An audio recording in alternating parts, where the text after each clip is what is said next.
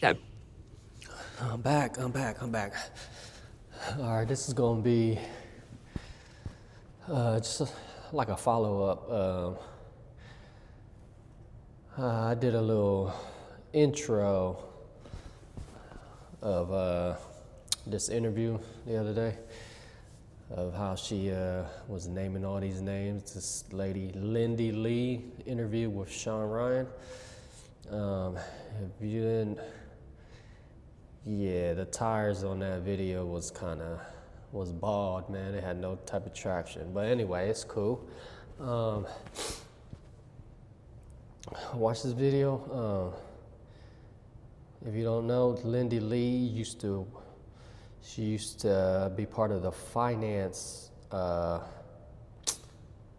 team or campaign team that dealt with raising money or whatever for the Democratic Party for Kamala Harris. All right, so watch this video. Now she works for the Republican side, apparently, man. So she just totally switched sides, man, which is, I don't know what to feel about that. Like I said before, I don't know how to feel about that. That's like she's like the super snitch or a rat, or I don't, or is she brave and a hero? I don't know, man. I don't know. She could be both, man. In my way, she's exposing how the Democratic Party, how they operated as far as their finances and stuff. But yeah, it's pretty crazy. Watch this. I'm gonna do some inclines and I get back. reality is just way too discordant with the narrative that they're presenting. So around 2021, 2022, I was like, okay, this is getting to be a little bit ridiculous. And What was it that you saw? What did you see that was getting ridiculous? I would be at private events and he would have a teleprompter at private events with like 10 people. This is not a major speech. And at private events where everybody wanted him to succeed. It wasn't an aggressive crowd. This was like a crowd of his top donors. Not only that, you would have Jamie Harrison, the DNC chair, pre-selecting questions and telling the rest of us basically to shut up. We weren't allowed to talk. And confiscating our phones. They confiscated my phone. Not only that, somebody, and he knows who he is. Who is he? He's Asian. They know who it is. He's no longer there. We're here to drop names, Lindy. He's not important enough to drop, He's like the civilian. He was big. If it's an important person, I will, like I did with Jamie. And I'm sure it came down from Jamie.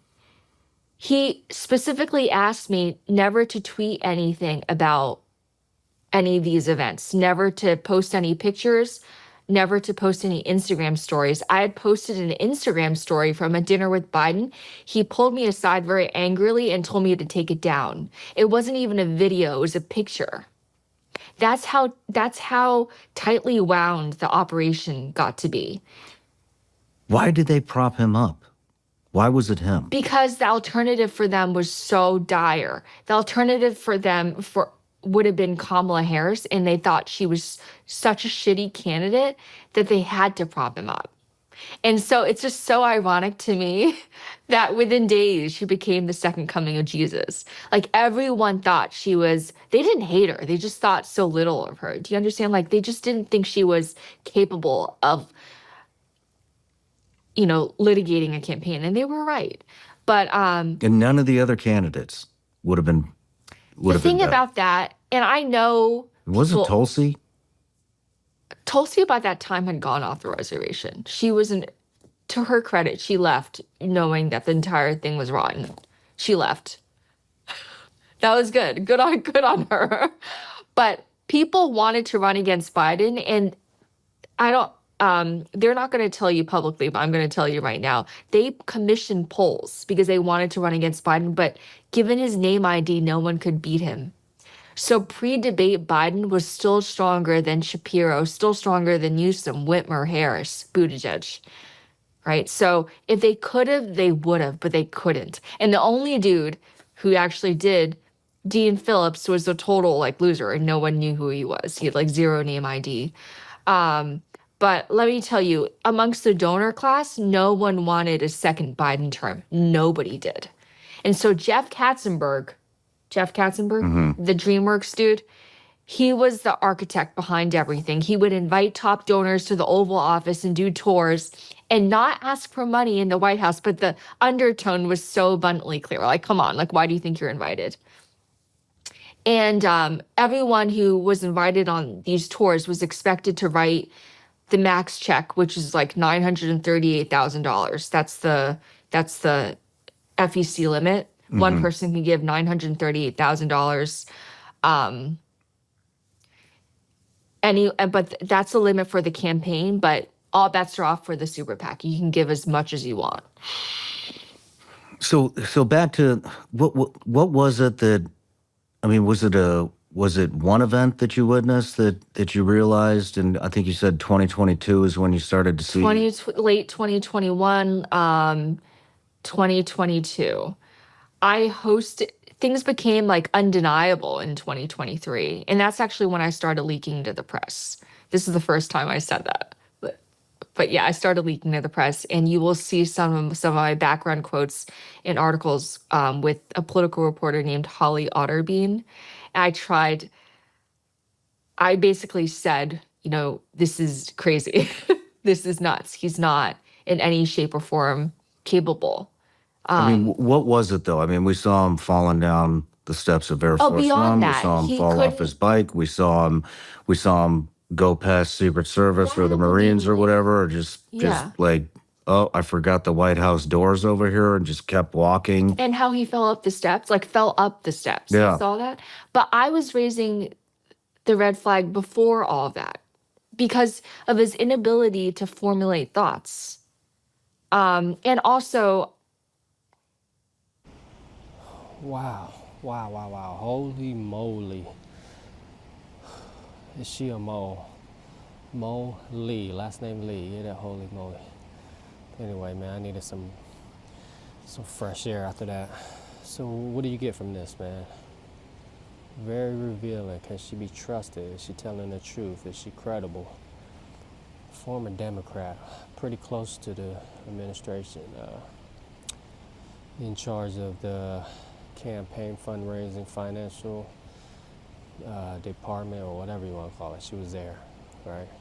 She knows where the money went and everything. With that, now she's part of the Republican Party. Ain't that so? Is that called a traitor? Is that called a spy? Is that called a mole? What is that, man?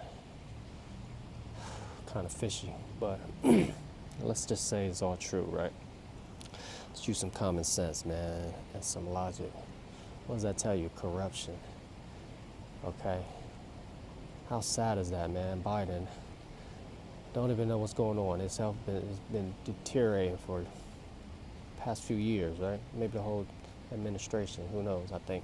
What she said, she started seeing it in 2021, 22. Wow, man. That's how to take advantage of somebody that's not there. That's like elderly abuse, right? Walking around, watching them trip and fall, that's crazy. Pretty sad. You see what is that? The advisors, his chief advisors and secretary, they weren't elected, right? So all this election stuff, stuff is going on with Elon and stuff right now. Like, come on, Kamala wasn't elected. Say something about that. You can't say one way and criticize it the other way.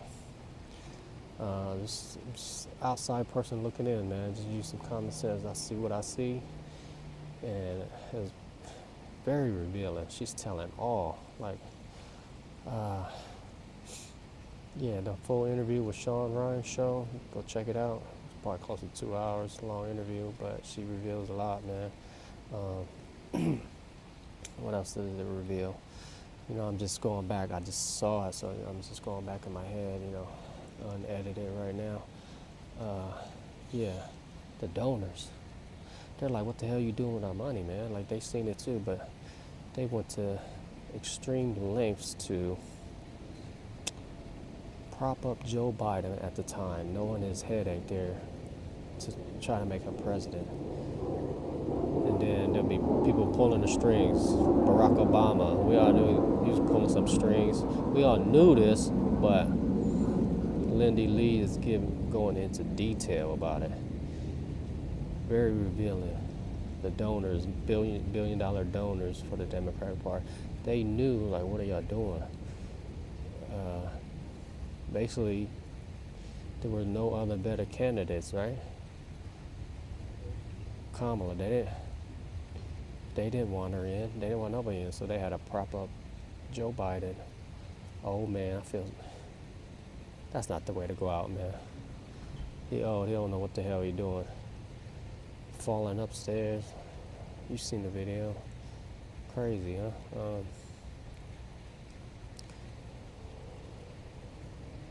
Corrupt, man.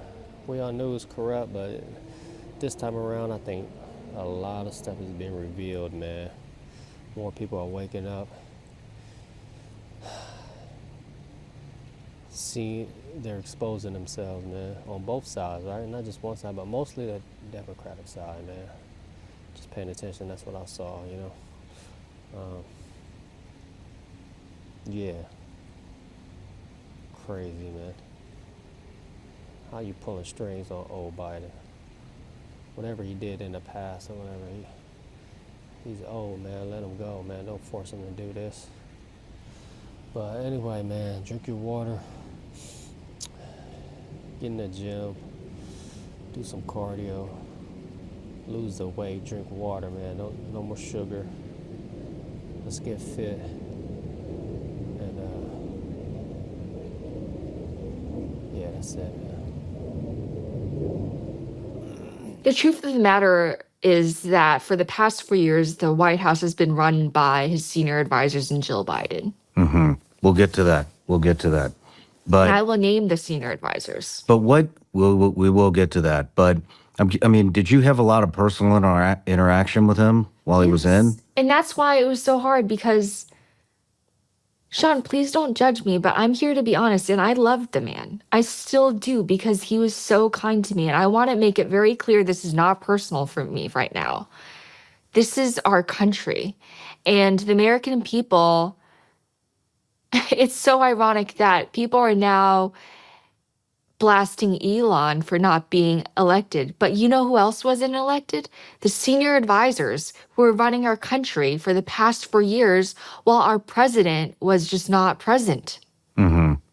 So what were these interactions like? Walk me through one. Walk me through the first one where you Oh were my like, gosh, I have a perfect one, actually. He had given a speech, and they usually put me in the front row so he could easily see me afterwards. He, usually would greet me like Lindy. He would remember my name. But one time he said, "Tell your husband I said hi." Shawn, I don't have a husband.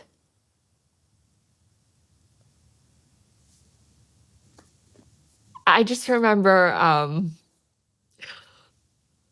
wow. yeah, and he knows that. What are some more? I do think it's kind of like maybe it's just a quirk that he did remember my dad's name. Maybe it's I don't know why he just always did. Maybe it was just a one-off thing. It wasn't even the personal interactions that raised the flag. It's the way that he couldn't answer basic questions that were already pre-screened by the party. And I would just be waiting with bated breath for him to finish the sentence because he couldn't finish it.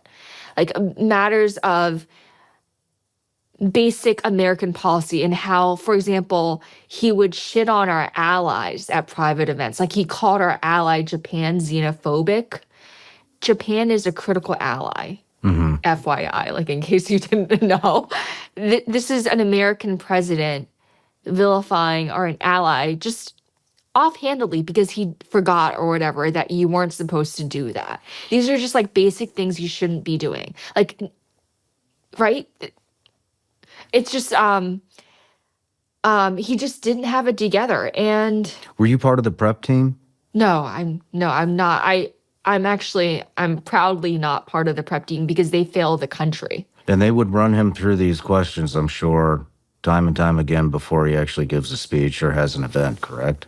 Right. And the people around Bob Bauer, Ron Klain, his chief of staff, his first chief of staff, these are the people who are largely responsible for his prep or lack of prep or inability to absorb the information. And they had to, so he really liked handouts, like printed material, and everything on his printed material would be really big and graphic and colored, and there would be signs like stand here or like exit stage left. Everything would be abundantly clear. Like it would be like for kindergartner. Wow. And also you could tell that the president wasn't fully present because he completely neglected the people who put him there. This is just the messy part of politics. And Trump is great at that. He's great at taking care of his friends. And you need to do that because that's just the essence of politics. You had dozens of top donors, dozens of top supporters who were writing into the Oval Office saying, what the fuck is happening? Why are we being completely ignored? People who are still angry to this day that they were ignored by the Biden White House. Because the president wasn't there. He just wasn't. And so you had a bunch of 20, 30-year-old staffers running the show. Not only that, these staffers are basically nerds who are reliving their high school days by living out their fantasies in the most powerful residence in the world. And what I mean by that is they commandeer the White House social office and it's the coveted list, the invite list. They would invite all their own friends instead of inviting Biden or Harris's friends. And so they commandeered the White House social secretary list for their own benefit, political gain, rather than doing, executing the wishes of the president. And it got to be a serious issue that I helped to raise. We eventually rectified it. But you had a bunch of millennials and Gen Zers running the show. Wow. So. And you can tell by looking at the photos, it was the same group of people over and over again, the same cabal of far left influencers. Jeez. So there was nobody at the wheel running this country. The senior advisors. And do you want me to name them? In a minute.